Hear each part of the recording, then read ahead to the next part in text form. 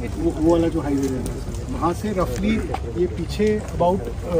यहाँ पे ये आप बीच देख रहे हैं इसके थोड़ा पीछे तक हमारा ज़मीन है ये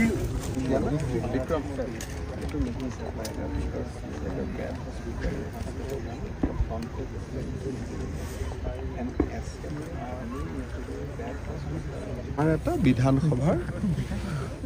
ভৱন হ'ব য'ত নেকি বৰ্তমান 126 ভৱিষ্যতলৈকে 160 জন বিধায়ক বহিব পৰা হ'ব আৰু এই দুটা আমাৰ এমএলএ সকলৰ হোষ্টেল হ'ব সিঙ্গল ৰুম হোষ্টেল বাহিৰত এটা বহিব পৰা ৰুম এটা ডাঙৰ বেডৰুম আৰু এটা কিচেন একেবাৰে সৰুকৈ 800 স্কয়াৰ ফিট এৰিয়াৰ এজন এমএলএ এজন থাকিব 800 বা 1000 বৰ বেছি তেওঁলোকে নাথাকিব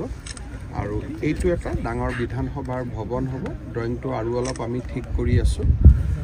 মে মাহৰ ভিতৰত বিধানসভাৰ ভৱন আৰু গোটেই আবাসটোৰ আমি টেণ্ডাৰ কৰি